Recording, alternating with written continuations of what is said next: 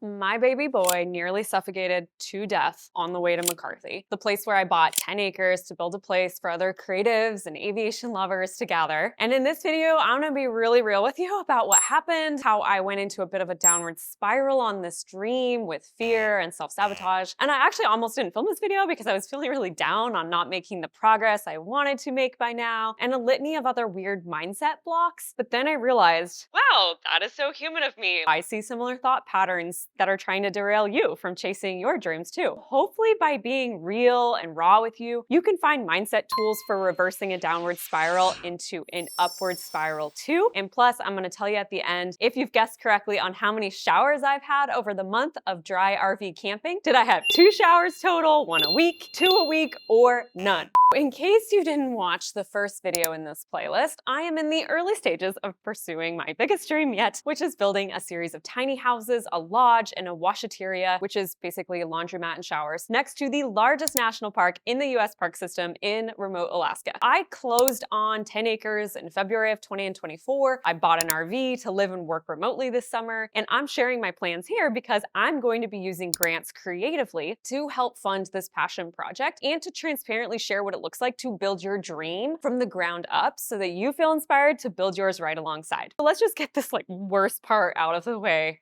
right now. My husband has a bush plane. He's flying out, takes him 3 hours, but I bought the RV and I had to drive over multiple mountain passes with a baby that's 7 months old by myself. I've literally never even used an RV before. It was just I just wanted to get out there. So baby and I make it to Glen Allen, which is kind of the halfway point, and I pull into an RV, which I literally had to walk around and look at other RVs to even figure out where do you put the water in? I had no idea. There's a ton of mosquitoes. I'm telling you, it was just brutal. So when I laid him down to go to sleep, I went into the pickup because they're separated to call my husband and tell him how the drive went. It was probably about 30 minutes, and eat dinner. And when I came back, I heard this muffled sound that was not right. I ran into the RV and somehow my little Fry Wilder had pulled this mattress pad down and over his mouth, and he was suffocating. And he was limp. He wasn't blue, thank goodness, but he was very limp and his eyes were rolling and it was horrific. I called 911. They actually came really quickly. He bounced back. It was literally the worst moment of my life. I'm not shaming myself over what happened because that would be a whole nother bag of worms to get into, but I can look at that and be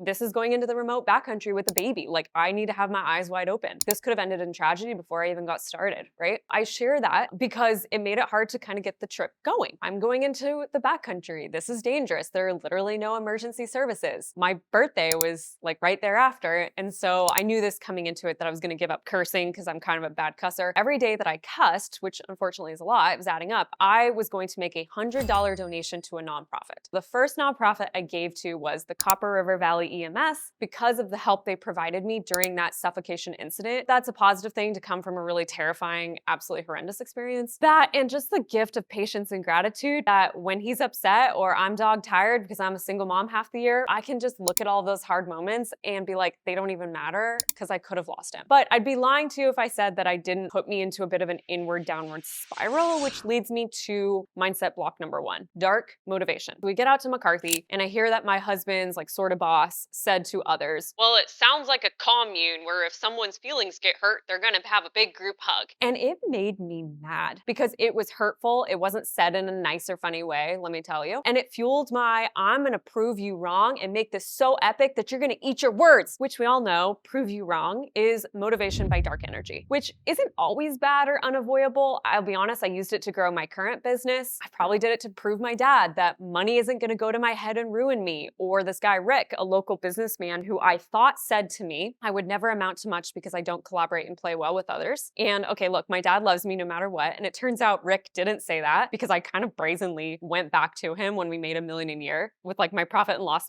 statement and a vase of flowers. And I was look, I did this because I do collaborate. And we ended up actually having a really good conversation. But anyway, prove you're wrong energy can work for a period of time, but eventually you realize it's not sustainable. It is a fossil fuel. So that led me to a mindset belief upgrade. Here we go.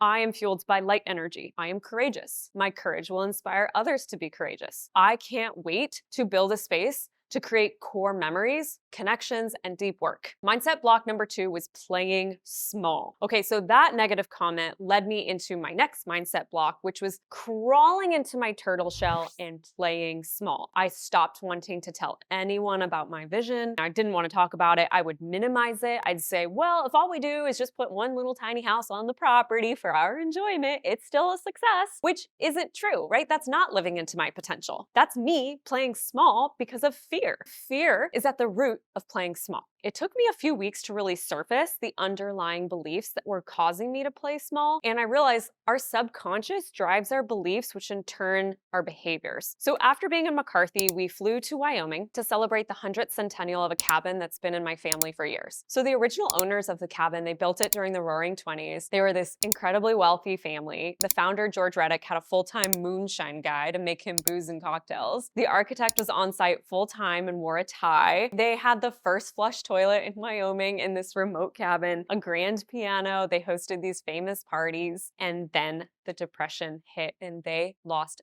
everything. And poor George died completely destitute and in a mental health institution for his alcoholism. And that is when it hit me. To see loss like that makes me scared and not want to play big, because then I have the fear that I'm going to lose it all. But what I keep coming back to then is, what's my alternative? Am I going to live tamely, take no risks? What if instead those stories are there not to scare me, but to educate me? And do I think George and his family regret all of the amazing experiences and memories they had building his dream lodge? No. And that Great Depression was a black swan event, and it could happen in our lifetime. But I'm going to not let the fear of bad things happen in the world keep me from living life. So my own business coach said that when we get scared, that's when he personally gets excited, because he knows that is when we are truly riding our growth edge. So my mindset reframe was this: I love riding my growth edge. Big waves are scary, but this is also where I feel most alive. I'm so grateful for my history and life experiences to prepare me for this moment. I play big.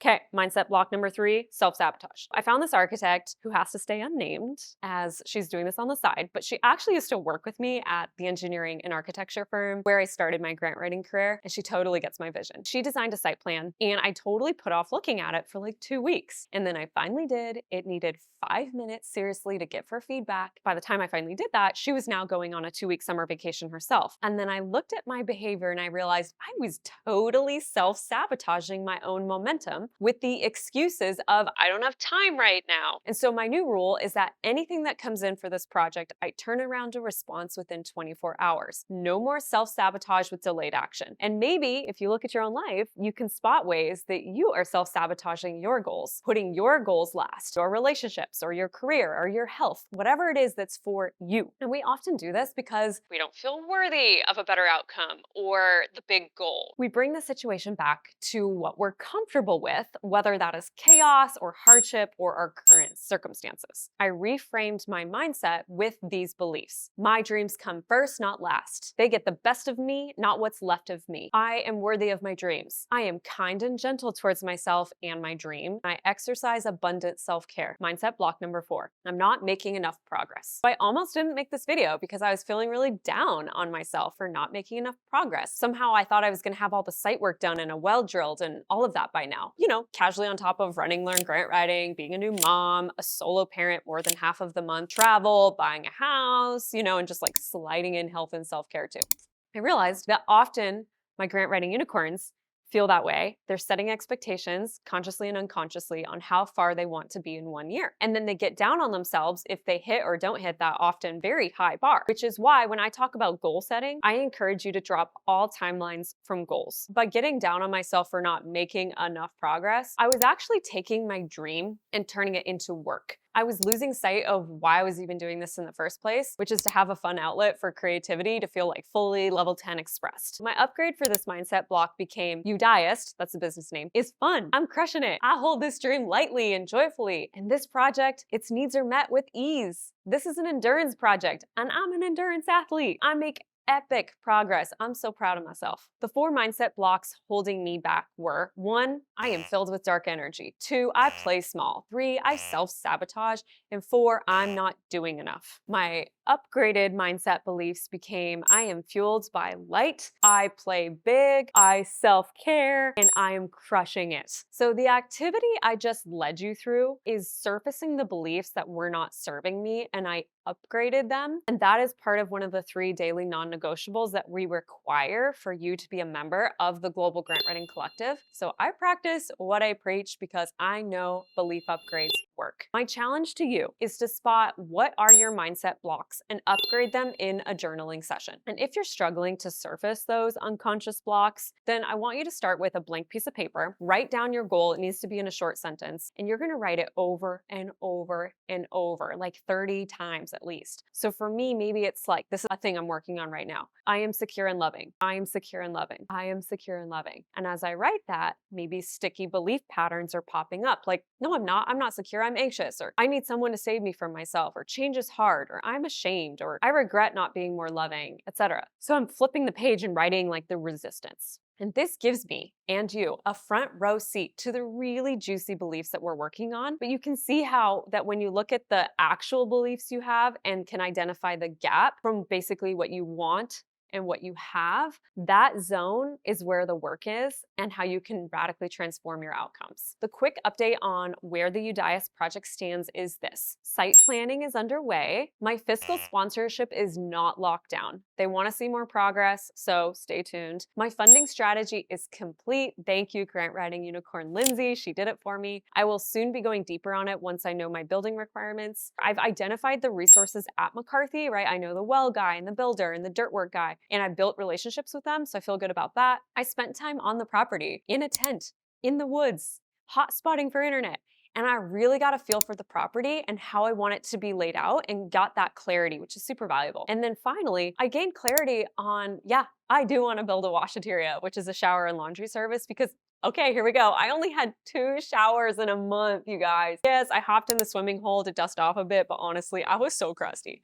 And especially with baby spit up and dirt and dust in the backcountry. So on deck is working with an architect to finalize the site plan and develop 2 floor plans for different sized tiny houses so I can get cost estimates developed and then sell leases to them, to my anchor tenants, you know, like other people that want to be a part of this community. So hey, if you want a tiny house in a remote Alaska to be in nature and produce creative deep work, reach out to me on my personal Instagram at Meredith Noble. So if you've enjoyed this video, let me know, what do you want to see more of for the future in the comments below, and I will see you next time.